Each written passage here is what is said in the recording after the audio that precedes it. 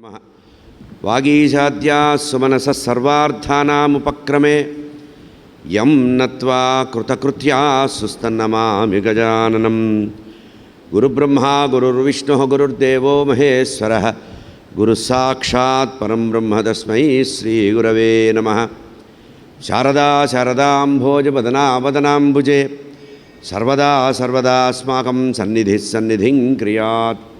गुरवे सर्वलोकानां भिषजे भवरोगिणां निधये सर्वविद्यानां दक्षिणामूर्तये नमः। ज्ञानानन्दमयं देवं निर्मलस्फटिकाकृतिम् आधारं सर्वविद्यानां हयग्रीवमुपास्महे।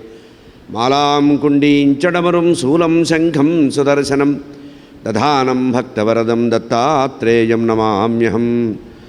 काषाय वस्त्रंगरदंडधारिणं कमण्डलं पद्मकरेण शङ्खं चक्रं गदाभूषितभूषणाढ्यं श्रीपादराजं शरणं प्रपद्ये।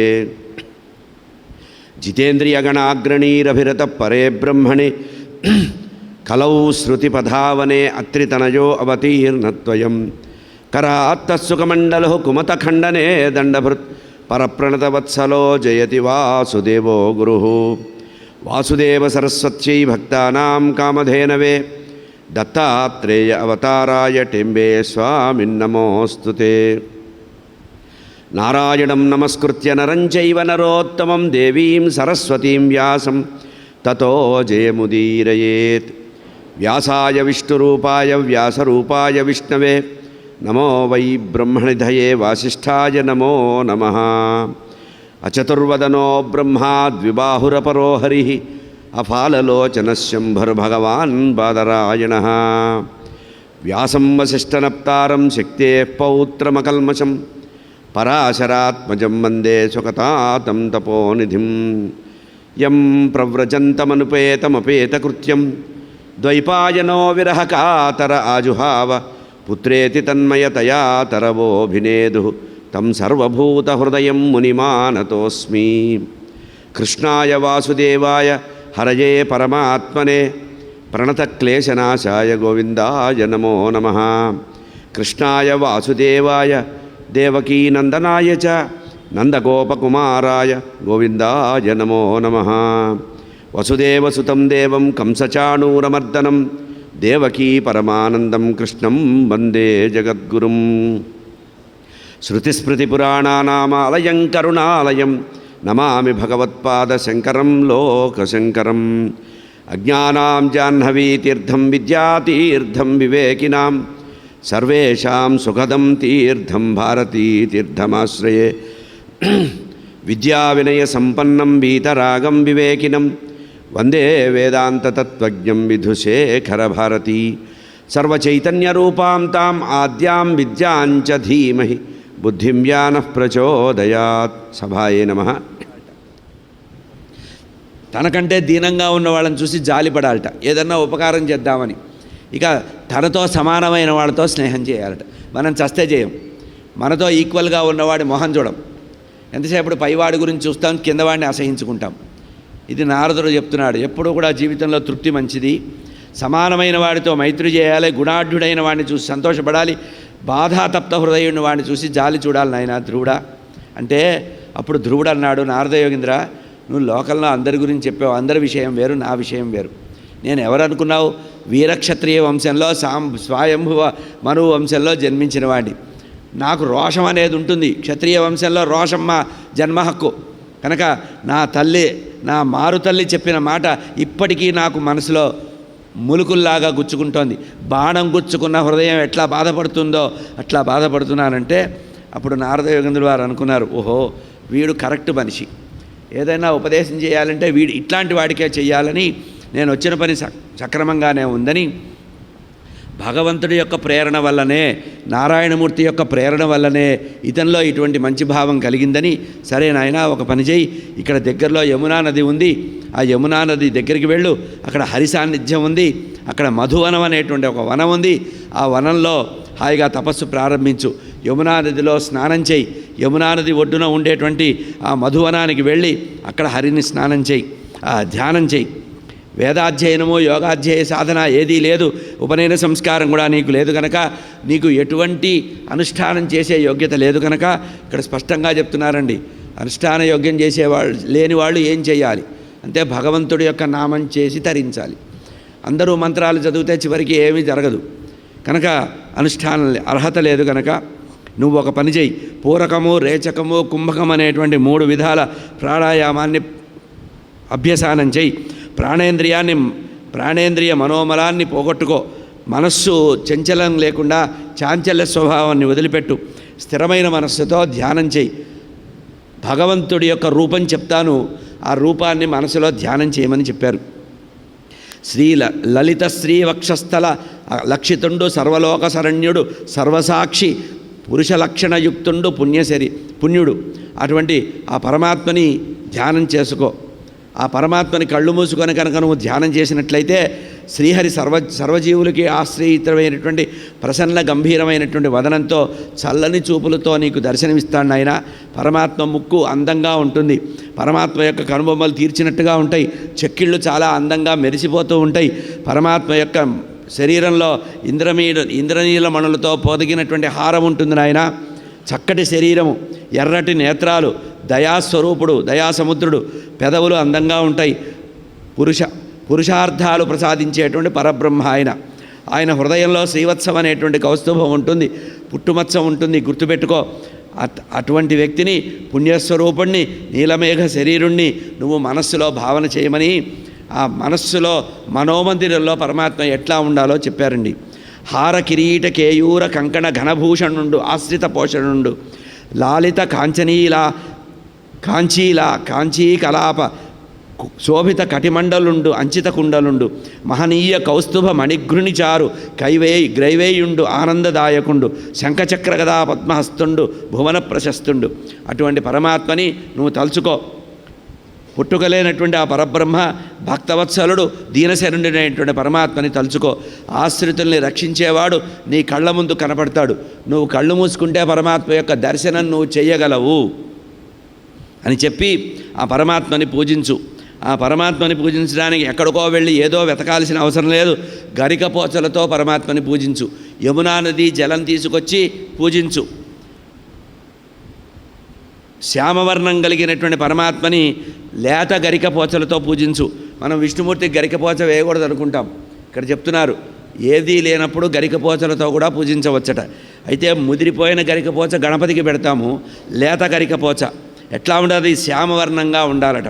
శ్యామవర్ణం గల గరికపోచతో పూజించాలి, పద్మాలతో పూజించాలి, తులసి దళంతో పూజించాలి, తులసి మాలలు వేయాలి. ఏది దొరక్కపోతే చెట్టు చిగురాకు తీసుకొచ్చి, ఎర్రగా ఉండే చిగురాకు తీసుకొచ్చి పరమాత్మకు సమర్పించవచ్చట. ఇట్లా పరమాత్మ యొక్క ఆకారాన్ని కల్పించుకోవాలట. ఏం చేయాలన్నారు?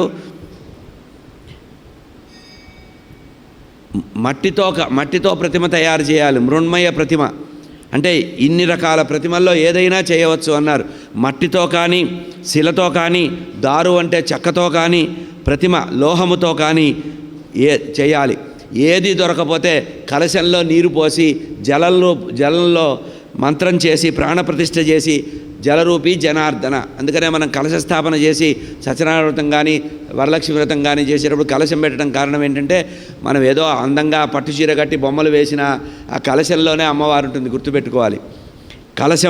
ఆ కలశంలో జలంలో ప్రాణప్రతిష్ఠ చేసి పవిత్రమైన జలాలు అందులో వేయాలి. మనోనిగ్రహం చాలా అవసరం నాయన. శాంత గంభీరంతో ఉండాలి. సదాచార సంపన్నుడై ఉండాలి. కందమూలాలు మాత్రమే ఆహారంగా తీసుకోవాలి. అటువంటి సర్వగుణాలు కలిగినటువంటి హరిని కళ్యాణ గుణ సంపన్నుని స్తోత్రం చేయాలి అని చెప్పారు. పుండరీకాక్షుణ్ణి మాయ తొలగిపోవడానికి పూజించాలట. లీలామానుష విగ్రహుణ్ణి అంధకారం అజ్ఞానం తొలగించడానికి పోవాలట అని ద్వాదశాక్షరీ మహామంత్రాన్ని ఉపదేశించేశారు. నమో భగవతే వాసుదేవాయ 12 అక్షరాల ద్వాదశాక్షరీ మహామంత్రాన్ని త్రికరణ శుద్ధిగా ద్వాదశాక్షరీ మహామంత్రాన్ని ఉపదేశిస్తే దీన్ని నువ్వు చేయమన్నారు. భక్తి జ్ఞాన వైరాగ్యాలు వృద్ధి అవుతాయి నాయన అని నారద ఉపదేశం చేసి నారదుల వారు అక్కడి నుంచి వెళ్ళిపోయారట. నారదుడు వెళ్ళిపోగానే యమునా నదిలో స్నానం చేసి చక్కగా నారవస్త్రాలని ధరించాట. నారవస్త్రాన్ని ధరించి ప్రాణాయామాన్ని రేచకము, పూరకము, కుంభకము అనేటువంటి 3 రకాల ఇది చేసి లోపల మలోమాలిన్యాన్ని పోగొట్టుకున్నట్ట. మానసికమైన స్నానం చేస్తే భౌతికమైన మాలిన్యం పోతుంది, ప్రాణాయామం చేస్తే మనసులో అంతరింద్రియమైనటువంటి ఇంద్రియాల లోపల ఉండే మలినం పోతుంది. ఆ మలాన్ని పోగొట్టుకొని చక్కగా కూర్చున్నట్ట. ఈ నారదుడు ఇక్కడి నుంచి వెళ్ళి ఎక్కడికి వెళ్ళాడు? ఉత్తానపాదుడి దగ్గరికి వెళ్ళాడు. ఆయన గుండెలు బాదుకొని లబోదిబో మొత్తుకుంటున్నాడు, నా కొడుకు ఇంట్లో నుంచి వెళ్ళిపోయాడు, ఈ 2వ భార్య చెప్పిన మాటకి వెళ్ళిపోయాడు, ఏమైపోయాడో, అడవిలో ఏ క్రూర మృగాలు కరుచుకొని తిన్నాయో అని బాధపడుతున్నాడు. ఆ సమయానికి అక్కడికి వెళ్ళి నారదుడు చెప్పాడు, నీ కుమారుడు ఉత్తముడు, చాలా గొప్పవాడు, ధ్రువుడు చాలా గొప్పవాడు, వాడు జ్ఞాన సంపన్నుడు, వాడు ప్రస్తుతం ఇప్పుడు యమునా నది దగ్గర స్నానం చేసి తపస్సులో కూర్చున్నాడు. త్వరలోనే మహావిష్ణువు యొక్క సాక్షాత్కారం పొంది ఆయన దగ్గర లోకంలో ఎవరూ పొందలేనటువంటి గొప్ప గొప్ప వరాలన్నీ పొందుతాడు. నీకు లోకంలో ఉత్తానపాదుడు ఎవరు అంటే ధ్రువుడి తండ్రి అని, ధ్రువుడి పేరు తలుచుకుని నీ కొడుకు పేరు తలుచుకునే నిన్ను గుర్తుపట్టే పరిస్థితి వస్తుంది. పుత్రాదిచ్చేత్ పరాజయం, నీ కొడుకు వల్ల నీకు మంచి పేరు వస్తుందయ్యా, నువ్వు బాధపడద్దు అన్నారు. అప్పుడు ఆయన కొంచెం జాగ్రత్తగా ఉన్నట్ట, స్థిరంగా భావంతో ఉన్నట్ట. నారద యోగందుల వారు వెళ్ళిపోయారు. ఇక ఈ 5 ఏళ్ల బాలుడైనటువంటి ధ్రువుడు బయలుదేరాడు. యమునా నదిలో స్నానం చేసి ఆసన చేయం కూర్చున్నాడు. నారదుడు చెప్పిన విషయంలోనే ద్వాదశాక్షరి మహామంత్రాన్ని ప్రారంభించారటండి. ఇక ఇతను చేసినటువంటి తపస్సు గురించి చెప్తున్నారు. ధ్రువుడు చేసిన తపస్సు, యమునా నది జలంలో కృతస్నానుడై సమాహిత చిత్తుండై సర్వేశ్వరుని ధ్యానము చేయించు. ఇక్కడ వ్రత నియమాలు చేస్తున్నాడండి. 3 రోజులకు ఒకసారి ఆహారం తీసుకోవాలని నిర్ణయించుకున్నాడు. 3 రోజులకు ఒకసారి యమునా నదిలో స్నానం చేయడం, ఆహారం తీసుకోవడం. ఈ 3 రోజులకు ఒకసారి ఏం ఆహారం తీసుకున్నాడంటే కపిత్తము అంటే వెలగపండు. అడవిలో ఎవరికీ పనికి రాకుండా చెట్టుకు వచ్చి పండి రాలిపోయినటువంటి కపిత్తము అంటే పండిపోయినటువంటి వెలగపండు, పండి రాలిపోయినటువంటి బదరీ ఫలము అంటే రేగిపండు. వెలగపండు గుజ్జు, రేగిపండు గుజ్జు, ఈ 3 రోజులకు ఒకసారి ఆహారం తీసుకోవడం మొదలుపెట్టాడు. ఆ తర్వాత ఇట్లా 1 నెల రోజులు గడిపెట్ట. ఇక 2వ నెల వచ్చింది. 2వ నెల వచ్చేటప్పటికి 3 రోజులకు ఒకసారి ఆహారం తీసుకుంటే తపస్సు భంగం అవుతుందని ఈసారి 6 రోజులకు ఒకసారి ఆహారాన్ని తీసుకోవడం ప్రారంభించాడు. ఈ 6 రోజులకు ఒకసారి ఆహారం ఏంటంటే అంతకుముందు తీసుకునేటువంటి వెలగపండు, రేగిపండు తీసుకోలేదట. ఈసారి ఏం తీసుకున్నాడు? ఎవరికీ పనికి రాకుండా ఉండేటువంటి ఎండిపోయినటువంటి ఆకులు, చెట్టుకు పండిపోయి ఎండిపోయినటువంటి ఆకులు ఉంటాయే, ఆ ఆకుల్ని ఆహారంగా తీసుకుంటున్నాడు 6 రోజులకు ఒకసారి. ఇట్లా 2వ నెల గడిపేట. ఇక 3వ నెల వచ్చిందట. 3వ నెల వచ్చేటప్పటికి ఈ 6 రోజులు కూడా ఇబ్బందిగా ఉందనుకొని 9 రోజులకు ఒకసారి ఆహారం తీసుకోవాలనుకున్నట్ట. ఈ 9 రోజులకు ఒకసారి ఆహారం కూడా 3వ నెలలో ఏమిటంటే నీటిని ఆహారం, అబ్బక్షణము అన్నారు. అంటే నీటిని మాత్రమే ఆహారం. అంటే 9 రోజులకు ఒకసారి నీరు తాగి కూర్చుంటే మళ్ళీ 9 రోజుల వరకు లేచేవాడు కాదు. ఇట్లా నీటిని తాగేవాట. అప్పుడు అనుకున్నట్ట మళ్ళీ ఆ నెల గడిచిందట. 4వ నెల వచ్చేటప్పటికి ఈ నీరు తాగితే కూడా శరీరంలో బరువుగా ఉంటుంది, ఈ నీరు కూడా అనవసరం అని చెప్పి 4వ నెలలో ఏం చేశాట? వాయుభక్షణం మొదలుపెట్టాట. వాయువు అంటే గాలి. అంటే 12 రోజులకు ఒకసారి గాలిని లోపలికి తీసుకొని ఆపేసేవాట. మళ్ళీ 12 రోజులకి మళ్ళీ గాలి వదిలిపెట్టి మళ్ళీ తీసుకునేవాట. ఇట్లా చేస్తూ ఏం చేశాట? 4వ నెల అయిన తర్వాత ఒంటికాల మీద నిలబడ్డం మొదలుపెట్టాడు. ఒంటికాల మీద నిలబడి ప్రాణాన్ని అట్లా ధారణ చేస్తూ కాలి బొటనవేలుని, ఎడమకాలు బొటనవేలు నేల మీద తగిలించి కుడికాలుని ఎడమకాలులో దోపి ఒంటికాలు మీద కాదు, ఒంటికాలు బొటనవేలు మీద నిలబడ్డాట. నిలబడి ఎప్పుడైతే తపస్సు చేస్తున్నాడో లోకాలన్నీ కూడా కంపనంకి వచ్చేసినాయి. దేవతలందరూ మొత్తుకోవటం మొదలుపెట్టారు. అయ్యా ఏమిటిది అంటే వాయుబంధనం జరిగింది. ధ్రువుడు వాయువుని బంధించాడు కదా, ఆ లోకంలో వాయుదేవుడు ప్రసారం ఆగిపోయింది. అట్లా ఆగిపోతే అప్పుడు వెళ్ళి మహాత్ముడు వైకుంఠానికి వెళ్ళి నారాయణమూర్తిని ప్రార్థిస్తే నారాయణమూర్తి అన్నారు, ఏం కంగారు పడకండి, ధ్రువుడు అనేటువంటి 5 సంవత్సరాల పిల్లవాడు తపస్సు చేస్తున్నాడు, వాడిని నేను చూసి వాడికి వరం ఇచ్చి వాడి తపస్సుని పూర్తి చేసి ఆపేసి వస్తాను, మీరెవ్వరూ బాధపడొద్దని నారాయణమూర్తి గరుత్మంతుడి మీద బయలుదేరొచ్చారట. వచ్చేటప్పుడు ఒకటి అనుకున్నారట, 5 సంవత్సరాల పిల్లవాడు తపస్సు చేయడం ఏంటి, వాడి ముఖం ఎంత అందంగా ఉంటుందో చూద్దామని వచ్చారట. ఎవరు? నారాయణమూర్తికి ముచ్చట వేసి వచ్చాట. అంటే భగవంతుడి గురించి కనుక మనం ఒక్కసారి తన గురించి ఆలోచించడం మొదలు పెడితే ఆయన మన గురించి మాత్రమే ఆలోచిస్తాడు. ఇంకా ఆయనకి వేరే ఆలోచన ఉండదు. భక్తపరాధీనుడు. ముచ్చటగా చూశాట. వచ్చి పిల్లవాడి ముఖము చూశాట. వైకుంఠం నుంచి వచ్చి గరుకుమంతుడి మీద ఎదురుగా చూశాట. నిలబడ్డాట. శంఖచక్ర గదా పద్మాలు వజ్రకిరీటం అన్నీ పెట్టుకొని పరమాత్మ ఎదురుగా నిలబడితే డోంట్ కేర్, ఈయనేం పట్టించుకోలేదుట. ధ్రువుడు ఏం పట్టించుకోలేదుట. కళ్ళు తెరవలేదుట. కళ్ళు మూసుకొనే ఉండి ఆనందంగా నవ్వుకుంటున్నట్ట. ఈ ఆనందపరమైనటువంటి ముఖాన్ని చూసినటువంటి విష్ణుమూర్తి తన్మయత్వంతో కొంచెంసేపు ఉండిపోయి తర్వాత అనుకున్నట్టు, ఇదేమిటి వీడు నా గురించి 6 నెలల నుంచి తపస్సు చేస్తున్నాడు, తీరా నేను వస్తే ముక్కు మూసుకొని కళ్ళు మూసుకొని ఉన్నాడు, నన్ను చూడటం లేదు, నాకు అవమానం ఎందుకు జరిగింది ఇది అనుకున్నట్ట. ఎవరు? విష్ణుమూర్తి. అనుకొని ఒక్కసారి బుర్రగొక్కున్నట్ట. ఓహో, నారద యోగీంద్రుల వారు నా రూపం ఎట్లా ఉంటుందో చెప్పి నామరూప గుణాత్మకమైనటువంటి గుణాతీతమైనటువంటి నా రూపాన్ని ద్వాదశాక్షరి మహామంత్రంతో బంధించి వీడికి చెప్పాడు. వీడు 5 ఏళ్ల పిల్లవాడు, గండరగండడు. వీడు ఏ మూర్తినైతే వర్ణించి చెప్పాడో ఆ మూర్తిని లోపల పెట్టుకున్నాడు. వాడు లోపల నన్ను చూస్తున్నాడు, బయట నన్ను చూడటం లేదు. అంటే సగుణం నుంచి నిర్గుణంలోకి వెళ్ళిపోయాడు. నిర్గుణంలోకి వెళ్ళిపోయాడు, నన్ను పట్టించుకోవట్లేదని. ఓహో, వీడి పని ఇట్లా ఉందా అని లోపల నుంచి అంతర్ధానమయ్యాట పరమాత్మ. ఆయన పనేగా అంతర్ధానమయ్యాట. అప్పుడు ఒక్క నిమిషం బాగా చకితుడైపోయాడు. మనసంతా వికలం అయిపోయింది. కళ్ళు తెరిచి చూశాట. ఏమిటిది, నాకు ఈ పరిస్థితి వచ్చిందని. తీరా చూసేటప్పటికి లోపల ఉన్నాయని బయటకు వచ్చేసాడు. బయట చూశాడు. ఏదో అందామని పోన్నాడు, ఏదో అడుగుదామని.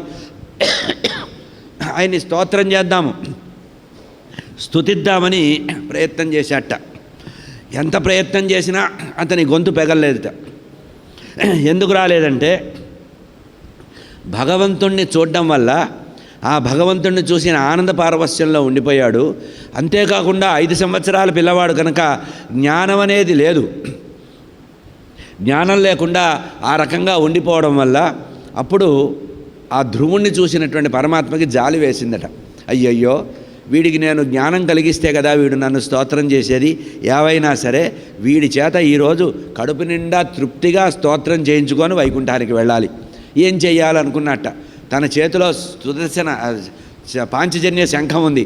ఆ శంఖం తీసి ఒకసారి బాల ధ్రువుడికి శంఖం చెక్కిలి దగ్గర ఇట్లా గీటాట. అంతే, ఏమీ చేయలా, చేసి ఊరుకున్నట్ట. అతనిలో అపారమైనటువంటి వేద విజ్ఞానం అంతా వచ్చేసిందట. పరబ్రహ్మ యొక్క అనుగ్రహం వల్ల వేద విజ్ఞానం అంతా కూడా అతనిలో వచ్చేసిందట. వచ్చేసేటప్పటికీ ద్వాదశాక్షరి మహామంత్ర ప్రభావం చేత 12 అక్షరాలతో ఉండేటువంటి ద్వాదశాక్షరి మహామంత్ర జప ప్రభావం వల్ల ఆ ధ్రువుడు పరమాత్మని 12 శ్లోకాల్లో వేదగర్భితమైనటువంటి స్తోత్రం చేశారు. యో అంతఃప్రవిశ్య మమ వాచమిమాం ప్రసుప్తాం సంజీవయత్యఖిల శక్తిధరస్వధాంన అన్యాంశ్చ హస్త చరణ శ్రవణత్వగాదీన్ ప్రాణాన్నమో భగవతే పురుషాయ తుభ్యం. పరమాత్మ, నా అంతరాంతరాల్లో ఉండేటువంటి శక్తి యుక్తులు ఏవైతే ఉన్నాయో వాటిని తట్టి లేపావు నువ్వు. లోపల సుప్తంగా యో అంతఃప్రవిశ్య మమ వాచ ఇవాం ప్రసుప్తాం. సుప్తము అంటే జాగ్రత్త, నిద్రావస్థలో నాలో ఉండేటువంటి శక్తియుక్తులన్నీ కూడా అణిగి మణిగి ఉన్నాయి లోపల. వాటిని నీవు ఏం చేశావు? తట్టి లేపావు. నిద్రాణమై ఉన్నటువంటి నాలో ఉండేటువంటి ఇంద్రియాలలో ఉండేటువంటి శక్తినంతా కూడా జాగృతం చేశావు. నీకు వేల కొద్దీ నమస్కారాలు. నీ మీద భక్తి ప్రపత్తులు కలిగి వాడు ఎవరికైతే నీ మీద భక్తి ప్రపత్తులు ఉంటాయో వాడు సత్సంగం చేస్తాడు. అంటే ఎవరైనా సజ్జన సావాసం మనం చేశామంటే భగవంతుడి యొక్క అనుగ్రహం మన దగ్గర ఉన్నట్టే. కనుక అటువంటి అనుగ్రహం అని చెప్పి 12 శ్లోకాలలో పరబ్రహ్మని స్తోత్రం చేశారు. చేసేటప్పటికి పరమాత్మ ఆనందంతో పొంగిపోయారట. విష్ణుమూర్తి పొంగిపోయి, నాయనా నువ్వు అడక్కపోయినా నీ మనసులో ఏముందో ఆ కోరిక నేను తీరుస్తానని చెప్పి, నువ్వు సవితి తల్లి చేసినటువంటి చిన్న పరాభవాన్ని తలుచుకొని ఇంత దూరం వచ్చావు. తండ్రి ఒళ్ళో కూర్చోవాలనే కోరికతో నువ్వు ప్రారంభించావు. కానీ తండ్రి ఒళ్ళో కూర్చోవడం కాదురా, ఎవడూ ఉండలేనంత సమున్నతమైన స్థితికి, ధ్రువక్షితికి నిన్ను పంపిస్తాను.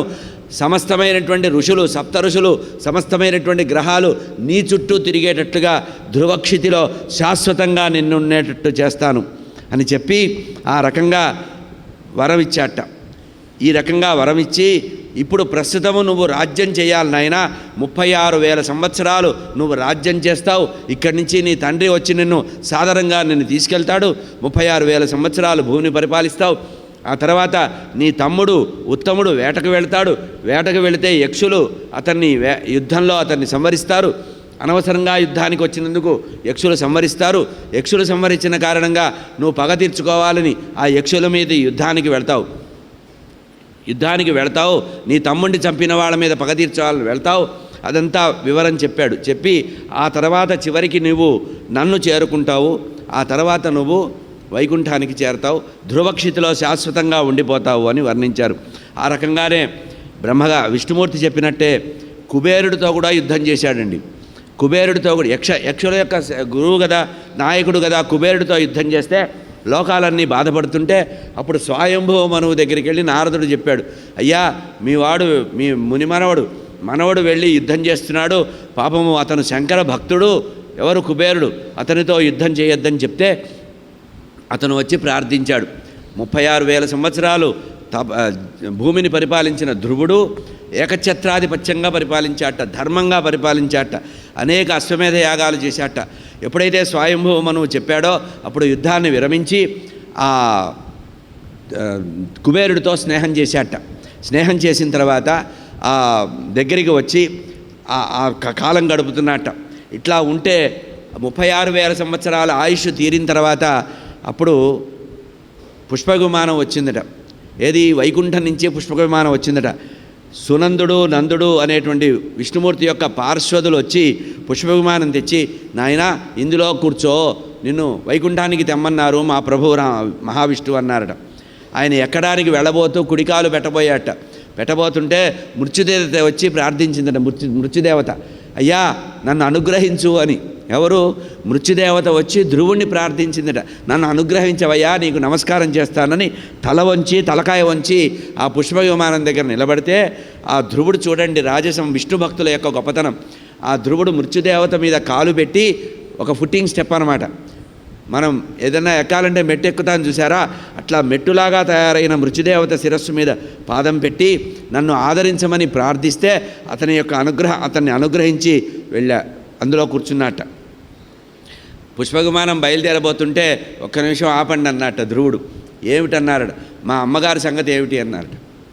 సునీతి అంటే మాతృభక్తి ఎట్లాంటిదో భాగవతం చెప్తోంది మనకి. మాతృదేవో భవ. మనమేదో కొంచెం మనం అప్పు సొప్పు చేసి అమెరికా పంపిస్తే మళ్ళీ మనకి అంత్యక్రియలు చేయడానికి కూడా రావడానికి ఈ రోజుల్లో జనాలు బాధపడుతున్నారు. వైకుంఠానికి నారాయణమూర్తి స్వయంగా పంపించడానికి పుష్పవిమానం తెస్తే మా తల్లి రానిది నేను రానన్నట్ట. మా తల్లికి లేని వైకుంఠం నాకు వద్దు అన్నట్ట. అంటే కాదు, మీ యొక్క మనసులో ఏముందో మాకు తెలుసు, నారాయణమూర్తి ఈ విషయాన్ని ముందే గమనించి పుష్పవిమానం తీసుకొచ్చారు, నీకంటే ముందే ఆమె బయలుదేరుతోంది, కిటికీలో నుంచి చూడవయ్యా, నీకు పుణ్యం ఉంటుంది, తొందరగా వెళదామన్నారట. ధ్రువుడు ఆ పుష్పవిమానం కిటికీలో నుంచి చూస్తే తల్లి వెళుతోందిట ముందు. అంటే ప్రతివాడు కూడా కుటుంబంలో పితృదేవతల్ని తల్లిదండ్రుల్ని ఉద్ధరించే స్థితికి తాను తపస్సు చేయాలి. అందుకనే పితృయజ్ఞము అంటే తల్లిదండ్రులు వెళ్ళిపోయిన తర్వాత వాళ్ళనే తలుస్తూ జీవితం గడపాలట.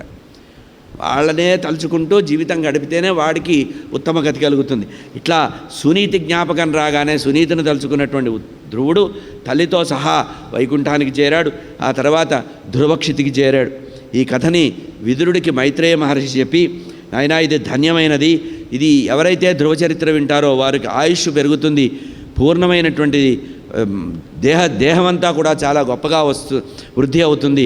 ద్వాదశి తిథి రోజు కానీ, శ్రవణ నక్షత్రం రోజు కానీ, శనివాలి నాడు కానీ, పౌర్ణమి నాడు కానీ, దినక్షయం కానీ, వ్యతిపాతం నాడు కానీ, సంక్రమణ సమయంలో కానీ, అంటే ఉత్తరాయణం దక్షిణాయనం సంక్రమణ సమయంలో కానీ, ఆదివారాల్లో కానీ ధ్రువచరిత్ర ఎవరైతే చదువుకుంటారో వారికి మోక్షస్థితి కలుగుతుంది, తిరిగి జన్మ రాదు అని చెప్పారు. హరయే నమః. ఆ తర్వాత ఆ ధ్రువుడి యొక్క వంశాన్ని చెప్పారు.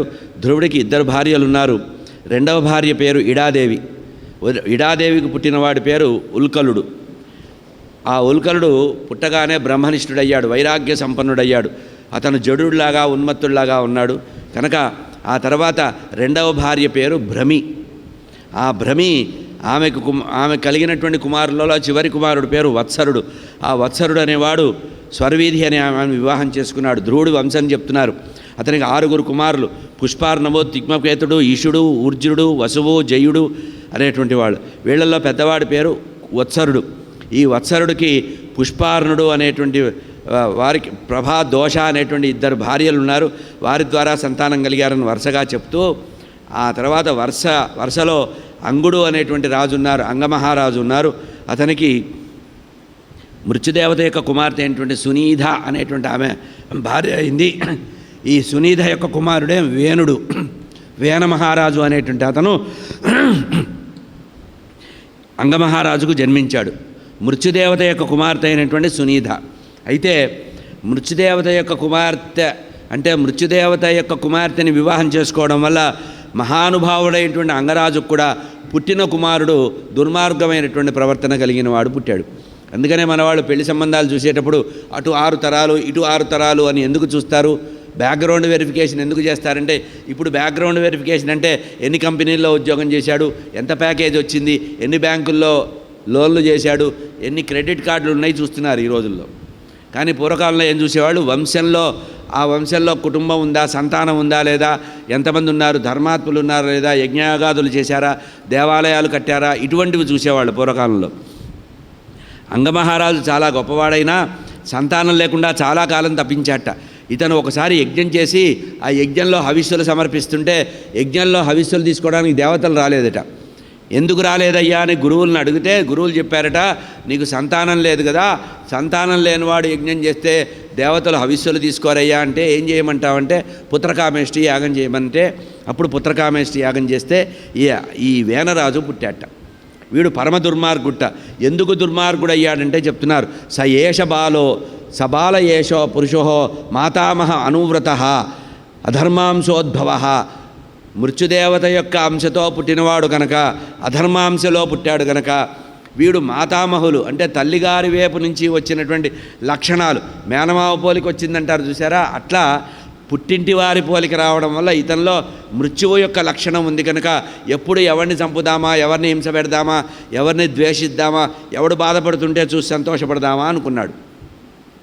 ఇట్లా పిల్లవాడు దుర్మార్గుడై ఉన్నాడు. అంగరాజుకు లేక పుట్టినవాడు ఇట్లా తయారయ్యాడని లోకంలో నింద వస్తుంటే అప్పుడు అనుకున్నట్ట, దుర్మార్గుడైన సంతానం కలిగితే ఆ తల్లిదండ్రులు ఒక రకంగా అదృష్టవంతులు. నిన్నటి రోజున చెప్పా, మంచి సంతానం కలిగితే ఒక రకమైన ఆనందం, చెడ్డ సంతానం కలిగితే ఇంకో రకమైన ఆనందం. ఈ చెడ్డ సంతానం వల్ల ఆనందం ఏంటంటే తొందరగా అపకీర్తి రావడం వల్ల వాడికి ఏమొస్తుంది? వైరాగ్యం వస్తుంది. ఆ వైరాగ్యం వచ్చింది కనుక అందుకని రాత్రింబగళ్ళు నిద్ర పట్టలేదు అంగరాజుకి. నిద్ర పట్టక అర్ధరాత్రి భార్యా పిల్లలకి చెప్పకుండా అడవిలోకి వెళ్ళిపోయి అక్కడి నుంచి అతను జ్ఞానంతో వైరాగ్యంతో శరీరాన్ని వదిలాడు అంగరాజు. ఇట్లా అయిపోతే రాజుగారు వెళ్ళిపోయారు, కొడుకుల్ని రాజును చెయ్యాలి. సునీధ ఏం చేసింది? ఈమె వెంటనే తన కుమారుడికి పట్టాభిషేకం చేయాలని పట్టుబట్టి, పెద్ద భార్య కొడుకు వైరాగ్యంతో ఉన్నాడు కనుక ఇతడు సమర్థుడని మంత్రులు కొంతమందిని ఇచ్చకానికి దగ్గర తీసుకొని వాళ్ళకి లంచాలిచ్చి వేనరాజుని పట్టాభిషేకం చేశారు. వేనరాజుకు పట్టాభిషేకం చేసేటప్పటికీ అందరూ కూడా బాధపడ్డారట. ఈ వేనరాజు రాజు అవ్వగానే బందిపోట్లందరూ కూడా పారిపోయారట. రాజ్యం వదిలిపెట్టి ఇంకో రాజ్యంలో దొంగతనాలు చేద్దామని వెళ్ళిపోయారట. ఎందుకంటే మనకంటే గొప్ప బందిపోటు రాజు అయ్యాడు, ఇప్పుడు వీడు రాజు అయితే మనకేం మిగులుతుంది, మట్టి ఏం మిగలదని ఇంకో రాజ్యానికి వెళ్ళి దొంగతనాలు చేద్దామని బందిపోట్లు కూడా పారిపోయారట వేనరాజు. ఇక ఇప్పుడు ఏమవుతుందో పరిస్థితి. ఆ రోజు వేనరాజును చూసే భయపడ్డారు బందిపోట్లు. ఇప్పుడు వేనరాజు రాజ్యం చేయడానికి ప్రారంభించాట, పట్టాభిషేకం చేసుకున్నట్ట, వెంటనే చాటింపు వేశాట. మన దేశంలో ఎవడు యజ్ఞయాగాదులు చేయడానికి వీలేదు, వేదాధ్యయనం చేయడానికి వీలేదు. ఎప్పుడైనా మీరు వేదం ఎందుకు చదువుతారు? భగవంతుడిని స్తోత్రం చేయాలని. నేనే భగవంతుడిని, నా విష్ణు పృథివీపతి. మీకు ఎవరైనా స్తోత్రం చేయాలంటే రోజు నా దగ్గరికి రండి. మీకు ఏదన్నా కానుకలు సమర్పించాలంటే రోజు నాకు రండి. మీరు దానం చేయాలంటే నాకు రండి. కనుక ఎవరూ కూడా లోకంలో పుణ్యకార్యాలు చేయడానికి వీల్లేదన్నట్టు అని విపరీతంగా పన్నులు వసూలు చేసేవాట. ఇట్లా ఉంటూ ఉంటే ఋషీశ్వరులందరూ ఒకరోజు వచ్చి ఒక సమావేశం ఏర్పాటు చేసి ఆయనతో మాట్లాడారట. అయ్యా, ధర్మం చెయ్యండి, మీరు కనుక యజ్ఞయాగాదులు చేయకపోయినా ప్రోత్సహించకపోయినా వర్షం పడదు, వర్షం పడపోతే జలము దొరకదు, జలం లేకపోతే జీవం ఉండదు, ప్రాణులు నశిస్తారు అంటే వాళ్ళందరినీ అవహేళన చేశారట. దేవతలు ఎవరయ్యా, దేవతలు ఎవరు లేరని. మూర్ఖులందరూ కూడా దేవతలని పేరు చెప్పి బాధపడుతూ ఉంటారు. రాజే పరమాత్మ, రాజే పరబ్రహ్మ అని విపరీత బుద్ధితో మాట్లాడారట. ఇట్లా మాట్లాడి దుర్మార్గంగా ప్రజల్ని పరిపాలిస్తుంటే బ్రాహ్మణోత్తములందరూ కూడా తట్టుకోలేక ఒకానొక సందర్భంలో సరస్వతీ తీరంలో కూర్చొని వాళ్ళందరూ కూడా మంత్రం చదివి మంత్రపూర్వకంగా ఆ వేనరాజును శపించారట. అని శపించారట. శపించేటప్పటికి వాడు చచ్చిపోయాడు. వేనరాజు కాచ చనిపోయాడు. చనిపోయేటప్పటికి సునీతి ఏం చేసింది, అయ్యో పిల్లవాళ్ళు లేరు, వంశ విస్తారం లేదు అని చెప్పి వెంటనే ఈ శరీరానికి అంత్యక్రియ చేయడానికి వీలేదని పట్టుబట్టిందిట. అప్పుడు వెంటనే ఏం చేశారట, ఆ మంత్రులందరూ కూడా వేదవేత్తలైనటువంటి ఋషీశ్వరుని పిలిచి అతని శరీరాన్ని తొడల్ని మద్దింపజేశారట. వేనరాజు శరీరాన్ని మదించారట. మదించేటప్పటికి అందులో నుంచి ఒకటి నల్లటి ఆకారంతో కాకి కంటే నలుపుగా ఉండేటువంటి ఒక వ్యక్తి పుట్టాట. వాడు చాలా భయంకరంగా ఉన్నట్ట, నల్లగా ఉన్నట్ట. ఎందుకు ఇట్లా పుట్టాడంటే ఇతనిలో ఉండే పాప అంశ, ఇతనిలో ఉండే పాపమంతా కూడా ఆ శరీరాన్ని మదించడం వల్ల అట్లా పుట్టారు. అతన్ని వచ్చి నేనేం చెయ్యాలి అన్నారట. ఏమీ పర్వాలేదు, నువ్వు అరణ్యానికి వెళ్ళు, నిన్ను నిషీధుడు అంటాము అన్నారు. కనుక అడవిలో ఉండేటువంటి నిషాదులందరూ కూడా వేనరాజు శరీరం నుంచి వచ్చిన వాళ్ళు, వీళ్ళంతా నిషాదులు అయ్యారు. వాళ్ళ నుంచి వచ్చిన వాళ్ళే నైషధులు అయ్యారు అంటున్నారు. ఆ తర్వాత మళ్ళీ సంతానం కోసం అని చెప్పి ఇప్పుడు వేదమంత్రాలతో అతని బాహువుల్ని మధించారట. వేనరాజు యొక్క తొడలు మధిస్తేనేమో వాడు పుట్టాడు, బాహువుల్ని మధిస్తే ఒక స్త్రీ ఒక పురుషులు పుట్టారట వేనరాజు శరీరం నుంచి. శరీరాన్ని ఏషా విష్ణో భగవత కళా భువనపాలిని ఇమాంచ లక్ష్యా సంభూత పురుషస్య అనపాయిని.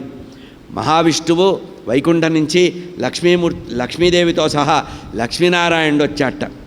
సాక్షాత్తు లక్ష్మీనారాయణుడు అక్కడికి వచ్చి పృథు మహారాజుగా విష్ణుమూర్తి, అర్చిగా లక్ష్మీదేవి పుట్టారట. వీళ్ళిద్దరూ కూడా జన్మించారట. ఇక్కడ చెప్తున్నారు, ఇతన్ని పుట్టిన తర్వాత ఇతని చేతులు కాళ్ళు పరిశీలించారట. వాళ్ళు పరిశీలిస్తే మహావిష్ణువులో ఉండేటువంటి శంఖచక్ర గదా పద్మాలు వనమాల అనేటువంటి ఆ పాదముద్రలు ఉన్నాయట పాదాల్లో. కనుక పాదయో అరవిందం తమ్మేనే హరిం కళ, పాదాల్లో శంఖచక్రాలు పద్మముద్ర ఉండటం వల్ల అతను సాక్షాత్తు విష్ణుమూర్తి అనుకున్నారట. అతనికి పట్టాభిషేకం చేశారు. పట్టాభిషేకం చేసే సమయంలో సముద్రుడు వచ్చాట. సముద్రుడు ఆభరణాలు తెచ్చాట. ఆకాశం కూడా వచ్చిందట, భూదేవి కూడా వచ్చిందట, కుబేరుడు కూడా వచ్చారట. ఎంతోమంది వచ్చి బంగారు సింహాసనాన్ని కుబేరుడు ఇచ్చాట. వరుణదేవుడు తెల్లటి గొడుగు ఇచ్చాట. వాయుదేవుడు వింజామర ఇచ్చాట. ధర్మదేవత వచ్చి పుష్పమాల ఇచ్చిందట. దేవేంద్రుడు కిరీటాన్ని ఇచ్చాట. యమధర్మరాజు దండాయుధం ఇచ్చాట. బ్రహ్మదేవుడు కవచాన్ని ఇచ్చాట. సరస్వతీదేవి రత్నమాల ఇచ్చిందట జపానికి. శ్రీహరి చక్రాయుధాన్ని ఇచ్చాట దుష్ట సంహారం చేయడానికి. సాంబ సదాశివుడు రుద్రభగవానుడు వచ్చి ఖడ్గాన్ని ఇచ్చాట. అంబికాదేవి చర్మం ఇచ్చింది, డాలు ఇచ్చిందిట. సోముడు అంటే చంద్రుడు వచ్చి గుర్రాన్ని ఇచ్చాట, తెల్లటి గుర్రాన్ని. త్వష్ట రథాన్ని ఇచ్చాట. అగ్నిదేవుడు ధనస్సుని ఇచ్చాట. సూర్యభగవానుడు బాణం ఇచ్చాట. భూదేవి బంగారు పాదుకలు ఇచ్చిందిట. ఆకాశము పుష్పాన్ని ఇచ్చింది, పుష్ప సముదాయాన్ని ఇచ్చిందిట. కేచరులు నాట్య విద్యనిచ్చారట. ఇట్లా అందరూ ఇచ్చిన తర్వాత పట్టాభిషేకం జరిగింది మనకి ఇక్కడ మహారాజుకి. అటువంటి పృథు చక్రవర్తి అయిన తర్వాత వందిమాగధులు స్తోత్రాలు ప్రారంభించారట. అప్పుడు వాళ్ళని ఆపించాట. అయ్యా, నేను ఇప్పుడే పట్టాభిషేకం చేసుకున్నాను, నేను ఎవరి దగ్గర యుద్ధం చేయలేదు, ఎవరిని గెలవలేదు, ఏమీ చేయలేదు. నేను భవిష్యత్తులో ఏదైనా మంచి పనులు చేస్తే అప్పుడు మీరు పొగడండి, ఇప్పుడు మాత్రం మీరు పొగిడితే ఏమీ ఉపయోగం లేదన్నారట.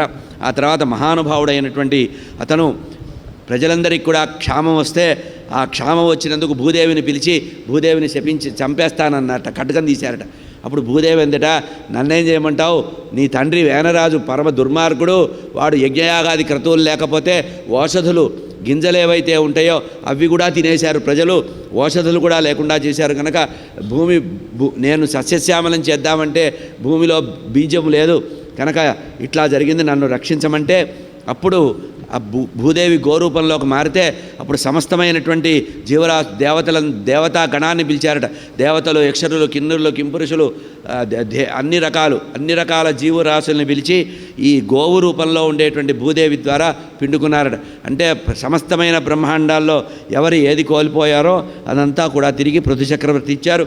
ప్రజలందరికీ కూడా జ్ఞానోపదేశం చేస్తూ ధర్మంగా పరిపాలించాట, ప్రజల్ని పరిపాలించాట పృథు చక్రవర్తి. సర్వకాల సర్వావస్థల్లో ధర్మం కంటే గొప్పది లేదన్నారట.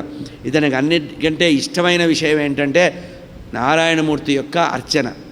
అందుకనే మనకి స్మరణం, కీర్తనం, విష్ణు స్మరణం, పాదసేవనం, అర్చనం అనేటువంటి నవవిధ భక్తి మార్గాల్లో అర్చనముకు ఎవరు చెప్తారు అంటే పృథు చక్రవర్తి. అర్చాయాం పృథు చక్రవర్తి అర్చనకి మహావిష్ణు ఆరాధన చేసేవాట. ఇతను మహావిష్ణు ఆరాధన చేస్తుంటే ఇతనికి కొన్ని అఖండమైనటువంటి ఇవి వచ్చినాయట, శక్తులు వచ్చినాయట. ఆ శక్తులు వచ్చి ఆశ్రయిస్తే నాకు ఇవేవి వద్దు వెళ్ళిపోమన్నట్ట. అష్టసిద్ధులు వస్తే తిరస్కరించాట. అట్లా 99 అశ్వమేధ యాగాలు చేశాట. 99 అశ్వమేధ యాగాలు చేస్తే 100వ అశ్వమేధ యాగం చేస్తుంటే ఇంద్రుడు మారువేషంలో వచ్చి గుర్రాన్ని దొంగిలించాట. గుర్రాన్ని దొంగిలించేటప్పటికీ ఆ గుర్రాన్ని మళ్ళీ పట్టుకురావడానికి ఎంత ప్రయత్నం చేసినా దొరకలేదుట. చివరికి తన కుమారుణ్ణి పంపించాట. కుమారుణ్ణి పంపిస్తే ఎవరు దొంగిలించారు అంటే అప్పుడు వశిష్ఠుల వారు చెప్పారట, ఇంద్రుడే మారువేషంలో వచ్చి దొంగిలించి వెళ్ళిపోయాడంటే అప్పుడు బంధించి తీసుకొచ్చాట. ఇంద్రుడిని బంధించి తీసుకొస్తే ఇంద్రుడిని సంహరిద్దామంటే ఇంద్రుడిని ఏమీ చేయొద్దన్నారట. ఈ రకంగా అప్పుడు బ్రహ్మగారు వచ్చారట. ఇంద్రుడి గురించి చెప్పారట, అయ్యా నువ్వు యజ్ఞం చేసినా యాగం చేసినా ఫలితం ఈశ్వరార్పణ బుద్ధితో వదిలేస్తున్నావు. యజ్ఞం చేసిన తర్వాత యజ్ఞఫలం ఉంటుంది కదా, ఆ యజ్ఞఫలాన్ని అనుభవించకుండా ఈశ్వరార్పణము అని కృష్ణార్పణం అనేవాట.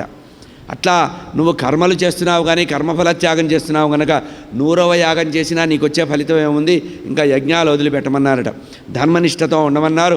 ఆ రకంగా ధర్మనిష్టతో ఉండి ప్రజలకందరికీ ధర్మ మార్గం ఉపదేశం చేసి తన సంతానానికి కూడా ధర్మ మార్గాన్ని ఉపదేశించి అక్కడి నుంచి తాను యోగాన్ని ఆశ్రయించి వానప్రస్థాశ్రమాన్ని గ్రహించి శరీరాన్ని వదిలారు. ఈ రకంగా పృథు చక్రవర్తి భూమిని పరిపాలించారు. ఈ పృథు చక్రవర్తి స్వధర్మనిష్ఠుట్ట, స్వధర్మాన్ని బాగా పాటించినవాడు అని చెప్పారు. ఆ తర్వాత కథని చెప్తున్నారు. ఇది పురంజనోపాఖ్యానం. ఈ పురంజనోపాఖ్యానం అంతా కూడా సాంకేతికంగా ఉంటుంది. అంటే చెప్పదలుచుకున్న విషయం ఒకటి చెబుతోంది ఇంకోటి. ప్రచేతసుడు అనేటువంటి ఒక రాజు ఉన్నాడు, ప్రాచీన బర్హి మహారాజు. ప్రాచీన బర్హి మహారాజు ఎటువంటి వాడంటే పొద్దున్న లేస్తే యజ్ఞం చేయడమే, ఒక యజ్ఞం అవ్వగానే ఇంకో యజ్ఞం, ఇట్లా ఆ యజ్ఞం చేసినప్పుడల్లా దర్భలు పరిచేవాట. ఈ దర్భలు పరిచినప్పుడు భూమండలం అంతా కూడా దర్భలతో నిండిపోయిందిట. కారణం ఏంటంటే అన్ని యజ్ఞాలు చేశాడు. అన్ని యజ్ఞాలు చేసినా కూడా ఇంకా అతనికి మనస్సు స్థిరపడలేదుట. అప్పుడు నారద యోగిందుల వారు వచ్చి ఈ కథని చెప్తున్నారు. నాయనా, యజ్ఞయాగాదులు ఎన్ని చేసినా కూడా కర్మల వల్ల పూర్తిగా మోక్షం రాదు, జ్ఞానము రావాలి. కర్మతో ఆగిపోకూడదు. కర్మ ద్వారా జ్ఞానం రావాలి, జ్ఞానము ద్వారా భక్తి రావాలి, భక్తి ద్వారా వైరాగ్య మోక్షాలు వస్తాయని చెప్పి ప్రచేతసుల యొక్క ప్రాచీన బర్హి మహారాజు, ప్రచేతసుల యొక్క తండ్రి అయినటువంటి ప్రాచీన బర్హి మహారాజు దగ్గరికి నారద యోగేంద్రుల వారు వచ్చి, కర్మబంధాల్లో చిక్కుకున్నావు నాయన, కర్మలు చేస్తూ పోతున్నావు కనుక దయామయుడైనటువంటి పరమేశ్వరుడు యొక్క అనుగ్రహం కలగాలంటే మోక్షానికి ప్రయత్నం చేయాలి. గృహేషు కూటధర్మేషు పుత్రదార ధనార్ధదీహి నపరం విందతే మూఢో భ్రామ్యం సంసారవర్త్మసు. నాయన, కర్మలు చేస్తూ చేస్తూ చేస్తూ నువ్వు కర్మలే చేసుకుంటూ పోతావు. నీకు జరగబోయే ప్రమాదాన్ని చెప్తున్నాను, గుర్తుపెట్టుకో. నువ్వు కర్మలు యజ్ఞయాగాదులు చేసినప్పుడు ఆయా జంతువుల్ని బలులిచ్చావు చూసావా, ఆ జంతువులన్నీ కూడా పైన కాపలా కాస్తున్నాయి, కత్తులు నూరుతున్నాయిట, రెడీగా ఎప్పుడు వీడు వస్తాడా వీడి సంగతి చూద్దామని. ఎందుకంటే బలులిచ్చి యజ్ఞాలు చేశాడు కదా, పూర్వ యుగాల్లో జరిగేవి అవి. కలియుగంలో బలులనేది నిషేధించారు. ఇది కారణం. కనుక ఏత్వా సంప్రీచ్యంతే స్మరంతో వైవస్వతం తమం, నువ్వు ఎప్పుడు శరీరం వదిలిపెట్టి వస్తావా, నిన్ను హింసిద్దామని ఎదురు చూస్తున్నారు నాయన, కనుక యజ్ఞాలు వదిలిపెట్టు అని చెప్పి పురంజనుడి యొక్క కథ చెప్తున్నారు. పూర్వకాలంలో పురంజనుడు అనేటువంటి పేరు గల రాజున్నాడు. అతనికి అవిజ్ఞాతుడు అనేటువంటి స్నేహితుడున్నాడు. ఆ నివాసయోగ్యమైనటువంటి ఒక పురాన్ని అన్వేషించాలని చెప్పి ఈ పురంజనుడు అనేటువంటి వాడు వెతుక్కుంటూ దేశమంతా తిరిగాడు. అతనికి యోగ్యమైనటువంటి నగరం ఏది కూడా కనపడలేదు. ఇట్లా తిరిగి వెళితే కొన్ని ఉద్యానవనాలు తిరిగితే ఒకచోట నవద్వార మండితమైనటువంటి ఒక పెద్ద నగరం కనపడింది. 9 ద్వారాలు ఉన్నాయి, 9 ద్వారాలు కలిగినటువంటి ఒక పట్టణము అని చెప్పి ఇది చాలా పెద్ద కథగా చెప్పారు. ఇంతకీ ఈ కథ ఏమిటంటే దీనికి సంబంధించినటువంటి అసలు యథార్థం ఏంటంటే ఇదంతా కల్పితమైన కథ. అంటే జీవుడు దేవుడు అనేటువంటి వారు ఇద్దరున్నారు. జీవుడు దేవుడు, ఈ ఇద్దరు కూడా హంసలు లేదా ఇద్దరు పక్షులు, చెట్టు కొమ్మ మీద ఉండేటువంటి 2 పక్షులని ఉపనిషత్తులు చెప్తాయి. అదే విషయాన్ని పురంజనోపాఖ్యానంగా చెప్పారు. ఇక్కడ పురంజనోపాఖ్యానంలో చివరిలో చెప్పబడే తాత్పర్యం ఏంటంటే పురంజనుడుగా చెప్పబడినటువంటి రాజు ఎవరైతే ఉన్నారో అతను జీవుడు, అవిజ్ఞాతుడైన ఎవరైతే ఉన్నారో అతను పరమాత్మ. అంటే జీవాత్మ పరమాత్మ ఉన్నారు వేరే వస్తువులు. భోగస్థానమైనటువంటి 9 అంటే నవద్వార మండితమైనటువంటి మన శరీరం. 7 ఊర్ధ్వంగా ఉంటాయి. అంటే రెండు కళ్ళు, 2 ముక్కులు, 2 చెవులు, ఒక నోరు, అట్లా 7 భాగాలు ఊర్ధ్వంగా ఉంటాయి. విసర్జన అవయవాలుగా ఉండే 2 కింద అధోభాగాలుగా ఉంటాయి. ఈ 9 ద్వారాలు అంటే నవరంధ్రాలు అని అర్థం. ఈ నవరంధ్రాలతో కూడిన ఈ శరీరాన్ని జీవుడు వెతుక్కుంటాడు. బుద్ధి అంటే పురంజని అనేటువంటి స్త్రీ, ఆమె మన బుద్ధిని మార్చేసింది. జ్ఞానేంద్రియ పంచకర్మేంద్రియాలని తెలుసుకో, ఇంద్రియ వృత్తులుగా తెలుసుకొని మానవ శరీరమే నవరంధ్ర నవద్వార నిమిత్తమైనటువంటి ఇదని చెప్పి అక్కడ మొత్తం కథంతా చెప్పిన తర్వాత నీకు ఒక రహస్యం చెప్తున్నాను విను. నువ్వు ఇదంతా చెప్పిన తర్వాత అతని యొక్క మిత్రుడు వచ్చాడన్నాడే, ఆ విజ్ఞాతుడు అనేటువంటి మిత్రుడే పరబ్రహ్మ, జీవేశ్వరులు సమానమని చెప్పి మన ఏవ మనుష్యానాం కారణం బద్ధమోక్షయో, కనుక మనస్సుని చంచల స్వభావం నుంచి వెళ్ళొద్దు. జీవుడు లింగ శరీరంతో దేహాన్ని ధరిస్తాడు, ఆ తర్వాత లింగ శరీరాన్ని వదిలిపెడతాడు. ఆ తర్వాత పరమాత్మలో లయం కావాలంటే, జీవుడు పరబ్రహ్మలో లయం పొందాలంటే జీవో బ్రహ్మైవ నాపరహ అనేటువంటి విషయాన్ని చెబుతూ ఈ పురంజనోపాఖ్యానాన్ని విరమించారు. పురంజనోపాఖ్యానానికి సంబంధించిన ఫలశ్రుతిని చెప్తున్నారు. ఎవరైతే దాన్ని శ్రద్ధగా వింటారో ఈ లింగ శరీరం అంటే పాంచభౌతికమైన, ఇప్పుడు మనం ధరించిన శరీరాన్ని లింగ శరీరం అంటారు.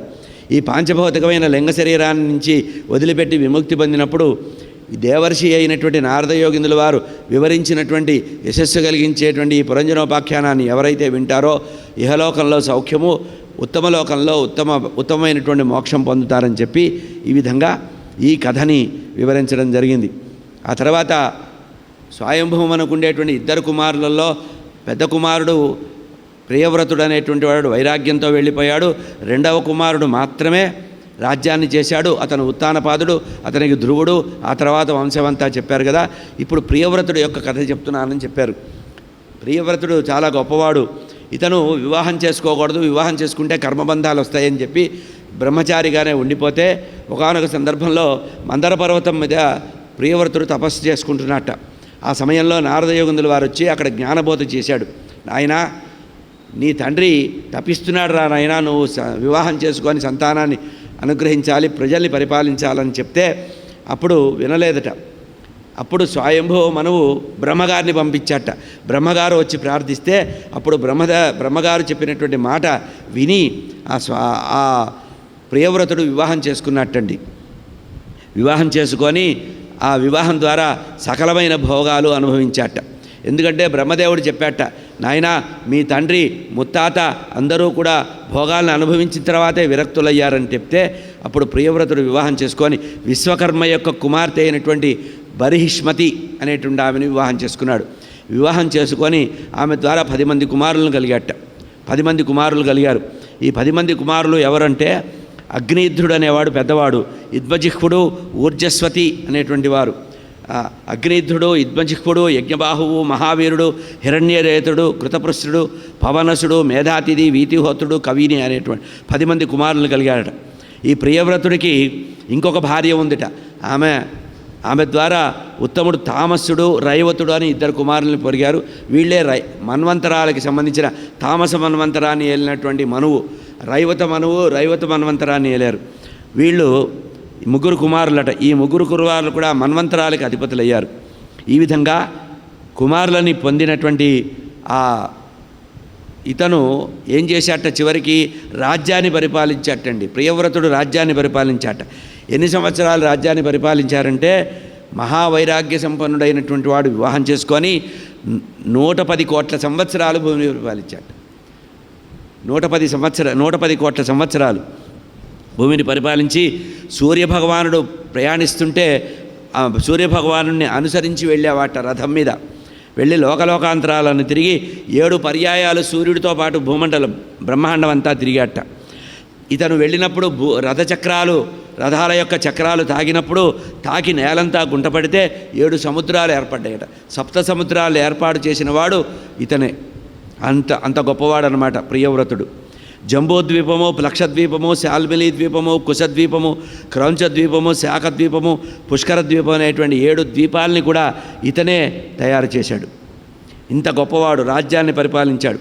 అంతేకాకుండా 7 సముద్రాలు, లవణ సముద్రము, ఇక్షు సముద్రం, రసోదము, సురోదము, ఘృతోదము, దధి సముద్రము, క్షీరోదము, శుద్ధోదకము అనేటువంటివి ఇన్ని రకాల సముద్రాలు ఏర్పాటు చేశాడు. అటువంటి ప్రియవ్రతుడు వెళ్ళిపోతూ చివరికి శరీరాన్ని వదలాలని నిర్ణయించుకున్నట్ట. అంటే అతని యొక్క కుమారుడు వృషభదేవుడు. ఆ వృషభదేవుడికి రాజ్యాన్ని ఇచ్చాట. ఈ వెళ్ళిపోయిన అతను కూడా ఎట్లా శరీరాన్ని వదిలేటంటే, తీవ్రమైన వైరాగ్యంతో శరీరం వదిలేట. అతని యొక్క కుమారుడే వృషభదేవుడు యొక్క కథను చెప్తున్నారు. వృషభదేవుడు చాలా గొప్పవాడయ్యా. నాభి యొక్క కుమారుడు వృషభదేవుడు. ఇతను ప్రజల్ని పరిపాలిస్తున్నట్ట. ప్రజల్ని ధర్మంగా పరిపాలిస్తున్నాడు. భగవంతుడి యొక్క లక్షణమే వృషభదేవుడు కూడా విష్ణుమూర్తి యొక్క అంశ సంభూతుడిగా వృషభదేవుడుగా ఉన్నాడు. ఇతని యొక్క కీర్తి లోకంలో చాలా గొప్పగా ఉందిట. ఒకానొక సందర్భంలో ఇతన్ని చూసి కొంచెము కపటంగా భావన చేస్తూ ఇంద్రుడు వర్షం కురిపించలేదట. 12 సంవత్సరాలు వర్షం లేకుండా చేశాట. నువ్వు వర్షం లేకుండా చేస్తావా అని చెప్పి చిన్నగా నవ్వి వృషభదేవుడు ఏం చేశాట, యోగ బలంతో అజనాభం అనేటువంటి ఒక ప్రదేశాన్ని సృష్టించట. అజనాభం అనేటువంటి పేరు గల భూభాగాన్ని 12 సంవత్సరాలు దీర్ఘంగా వర్షం కురిపించి భూమినంతా కూడా సస్యశ్యామలం చేశాట. ఈ కారణంగా వృషభదేవుడు పరిపాలించిన భూమిని అజనాభము అనేటువంటి పేరుతో వచ్చింది.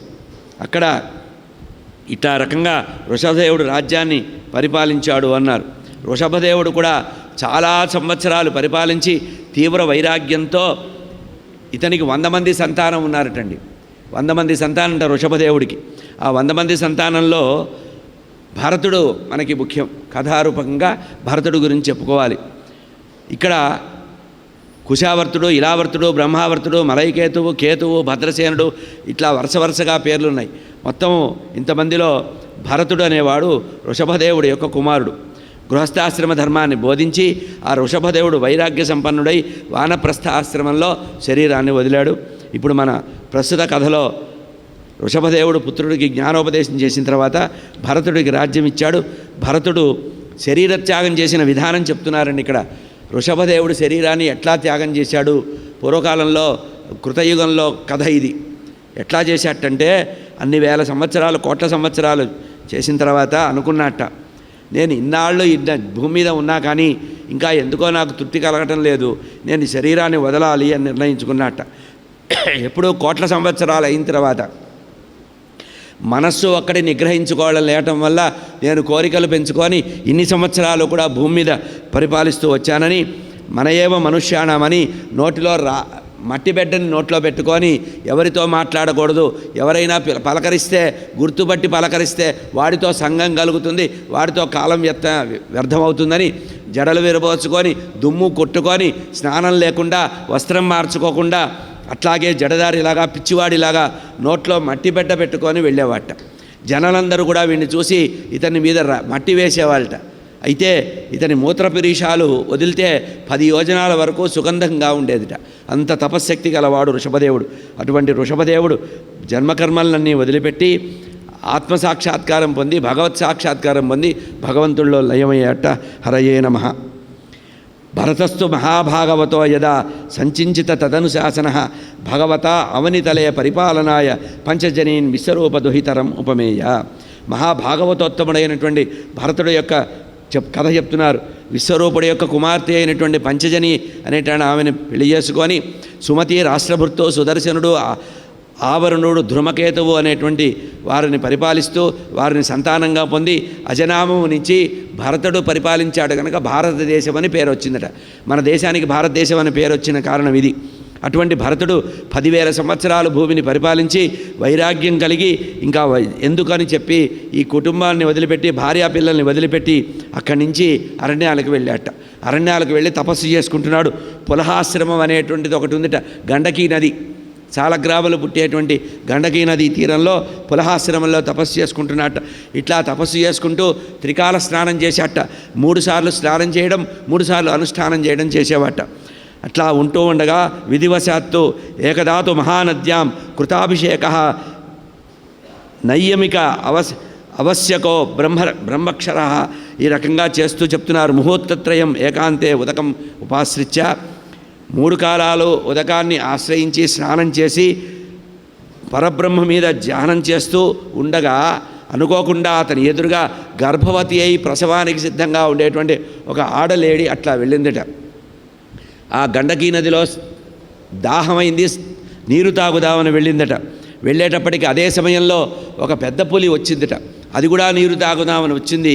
ఆ జింకను చూసింది.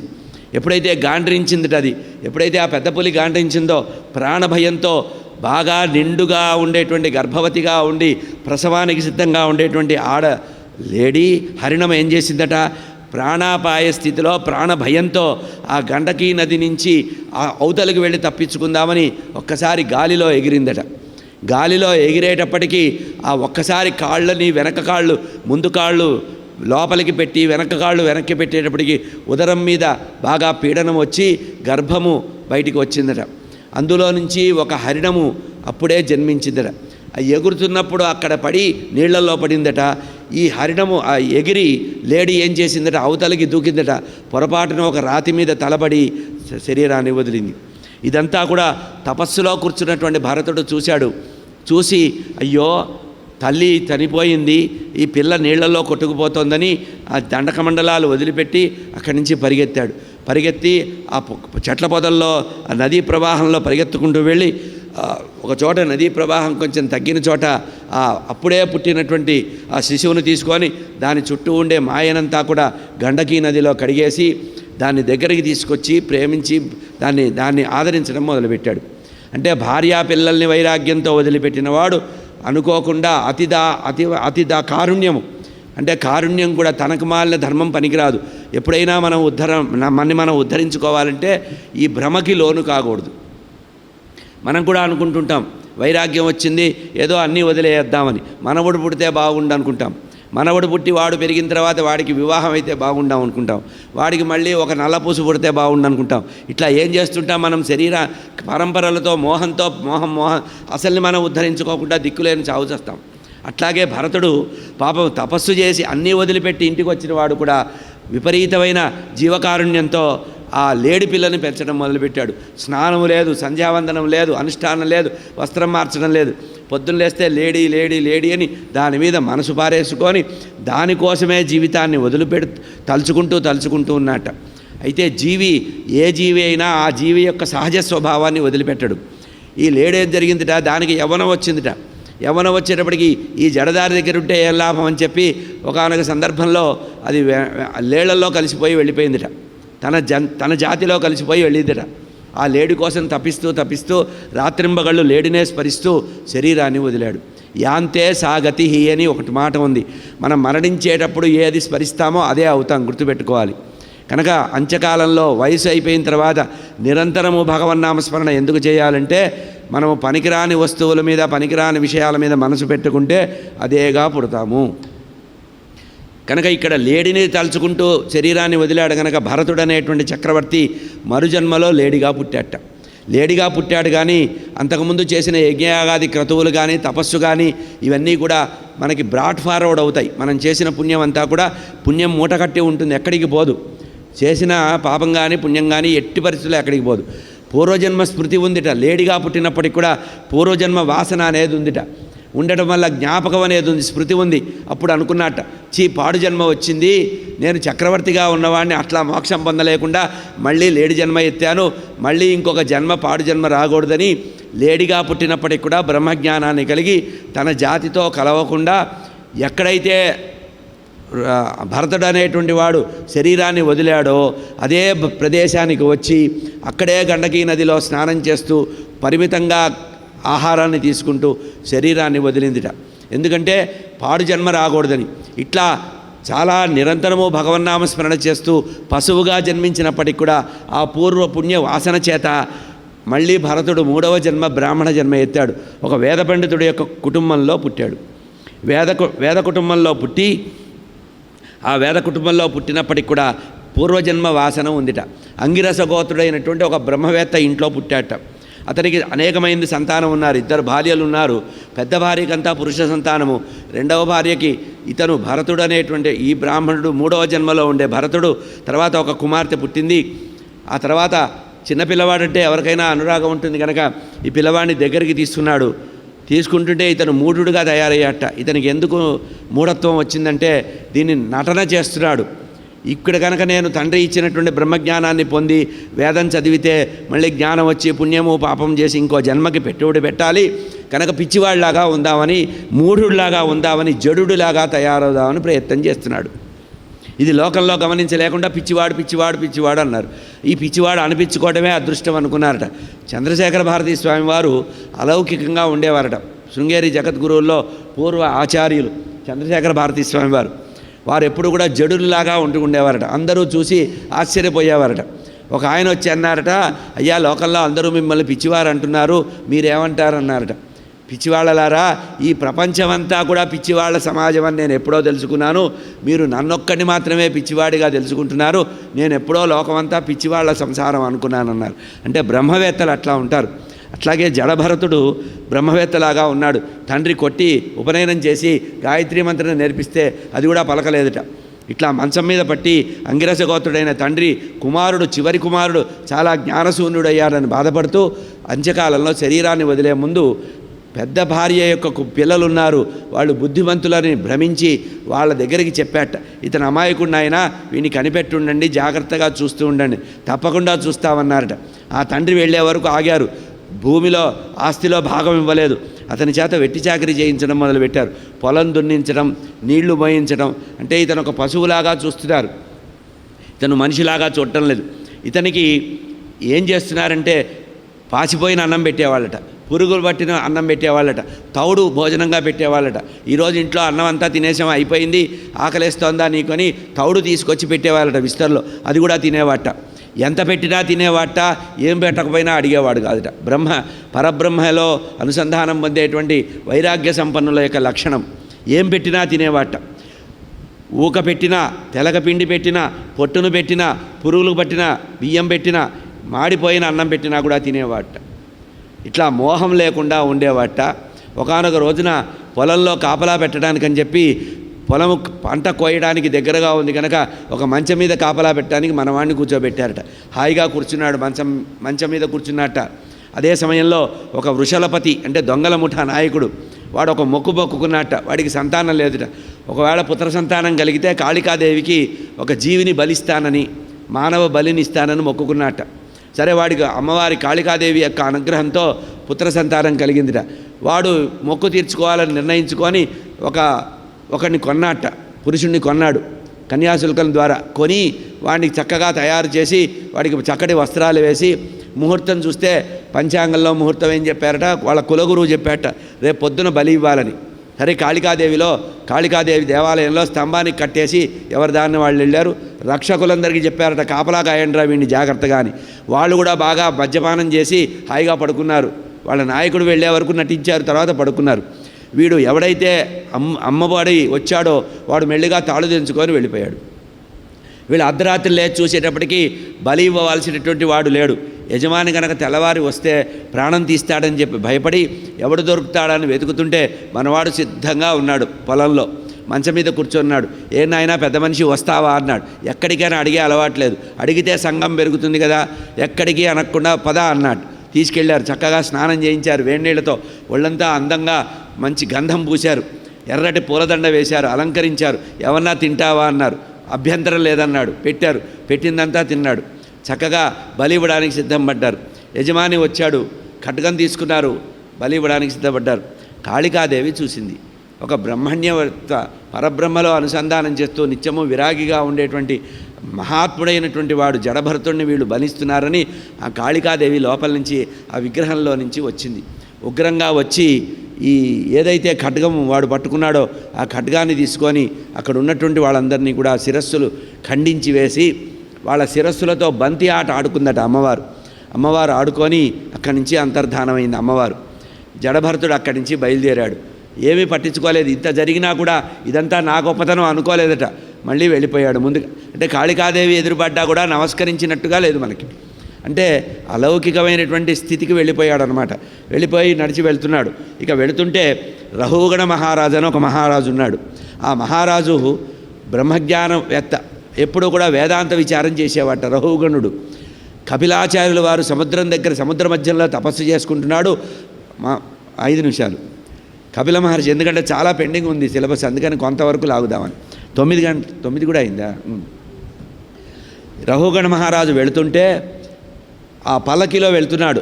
ఎవరి దగ్గరికి? కపిలాచార్యుల వారి దగ్గరికి వెళ్తున్నారు. వెళుతూ ఒక చోట ఆపారు. ఆపిన తర్వాత నలుగురు మొయ్యవలసినటువంటి పల్లకిలో ఒక వ్యక్తి ఆరోగ్యం బాగాలేక తప్పుకున్నాడు. ఇంకొక వ్యక్తి కావాల్సి వచ్చింది. వెతుక్కితే మనవాడు రెడీగా ఉన్నాడు, మంచి బలిష్టంగా కండబలం బాగా ఉంది. ఏమయ్యా వస్తావన్నారు, పదండి అన్నారు. పల్లకి మోయడానికి రహుగణ మహారాజు పల్లకి మోయడానికి కూర్చున్నారు. ఇతను బాగా బలంగా ఉన్నాడు కదా, ముందుగా పెట్టారు. ఇతను వెళ్తున్నాడు. మొయ్యటం అలవాట్లేని చక్రవర్తి నుంచి తర్వాత బ్రాహ్మణ జన్మ ఎత్తాడు. ఇతనికి బరువులు మోయడం అలవాట్లేదు కనుక మామూలుగా నడుస్తున్నట్ట. నడిచేటప్పుడు ఎత్తు పల్లాలు ఉన్నప్పుడు ఏం చేయాలి? తగ్గాలి. పల్లం ఉన్నప్పుడు తాను పెరగాలి. ఇవేవీ చేయకుండా వెళుతున్నాడు. లోపల ఉండేటువంటి రహుగణ మహారాజుకి చిరాకు వచ్చింది. ఏమయ్యా ఎవడ్రా, ఒళ్ళు బలిసిందా ఏమిటని పిచ్చి పిచ్చిగా మాట్లాడడం మొదలుపెట్టాడు. ఏమీ మాట్లాడితే ప్రమాదం అని జడభరతుడికి తెలుసు కదా. చివరికి ఆయన అన్నట్ట, ఏ నాయనా చావు ముదిరిందా, అలవాట్లేనట్టున్నావు, బాగా అలసిపోయినట్టున్నావు అని. ఇంకా లాభం లేదని అప్పుడు ఒక మాట అన్నాడు. మహారాజా, పల్లకి మోస్తూనే మాట్లాడుతున్నాడు. మహారాజా, నువ్వు అన్నది నిజమే. బరువు అనేది కానీ మోసేదని కానీ శరీరమే కానీ ఆత్మ కాదు. నువ్వు ఇంతవరకు నన్ను నిందించిన నిందలన్నీ కూడా నా శరీరాన్ని తిట్టావా, నాలో ఉండేటువంటి ఆ జీవుణ్ణి తిట్టావా? ఒకవేళ జీవుడిని తిడితే ఈ జీవుడికి మొయ్యటాలు, ఎత్తటాలు, తట్టటాలు, రాజు పేద, మోసేవాడు, మోయించుకునేవాడు అర్థాలు లేవు. యజమాని కానీ సేవకుడు అనే భావం కానీ జీవుడికి లేవు, దేహానికి ఉంది. నువ్వు దేహాన్ని నన్ను అంటున్నావా? ఒకవేళ నువ్వు దేహాన్ని అన్నావనుకో, నువ్వు ఇప్పుడు రాజు అయ్యావు, రేపు నేనేమో మామూలు మోసేవాడిని అయ్యాను. కానీ ఇది తిరగబడింది అనుకో, అదృష్టం బాగాలేకపోతే ఉల్టా సీదా అయ్యి నువ్వు మోసేవాడివి, నేను మోయించుకునేవాడిని అయ్యాను అనుకో, అప్పుడు పరిస్థితి ఏమిటి? మోసేవాడు ఏమీ లేదు. నువ్వు నన్ను శిక్షిస్తాను అంటున్నావే, ఈ శిక్షించటం అనేది ఎట్లాంటిదంటే పిష్టపేషణము అన్నాడు. పిష్టపేషణం అంటే అప్పటికే ఉన్నటువంటి పిండిని మళ్ళీ పిండి చేయడం ఎంత వ్యర్థమో, నువ్వు నన్ను శిక్షిస్తానంటాం అట్లాంటిది అని. ఈ మాట అనేటప్పటికీ బ్రహ్మజ్ఞానవేత్త వేదాంతం చదువుకున్నటువంటి రహుగణ మహారాజుకి బుర్ర తిరిగిపోయింది. అరే పల్లకి ఆపండ్రా అన్నాడు. దిగాడు, కిందకొచ్చాడు. వచ్చి సాష్టాంగ నమస్కారం చేసి, మహానుభావ, ఎవరు నువ్వు? మారువేషంలో వచ్చావు, నా ప్రారబ్ధ కర్మ ఈ రకంగా ఉంది. నువ్వు మరో వేషంలో వచ్చినటువంటి ఋషీశ్వరుడివా? ఎవరివి నువ్వు? నేను ఏ కపిలాచార్యుల వారి దగ్గరికి వెళ్ళి వేదాంతం నేర్చుకోవాలనుకుంటున్నామే, ఆయనే మారువేషంలో వచ్చావా? నాకు బ్రహ్మజ్ఞానాన్ని అదిరించమంటే అప్పుడు రహుగణ మహారాజుతో భరతుడు చెప్పాడు, నువ్వు మూర్ఖుడివి, అజ్ఞానివి. ఏదో బాగా తెలిసింది, జ్ఞానం ఉందనుకున్నావు. నువ్వు వేదాంత విచారం చేశావని అనుకుంటున్నావు. నీ అంత అజ్ఞాని లేడు లోకంలో, నీకంటే అజ్ఞాని లేడు. కనుక గృహస్థాశ్రమంలో ఉన్నటువంటి నీవు అన్నీ సత్యం అనుకోని భోగాలు సత్యం అనుకుంటున్నావే, ఇది కాకుండా వేదాంతం నేర్చుకోవాలనుకుంటున్నామే. అనుభవం లేని వైరాగ్యం కానీ వేదాంతం కానీ పనికిరాదని మనస్సుని వశం చేసుకోమని ఆ రకంగా అతనికి వైరాగ్యాన్ని చెప్పాడు.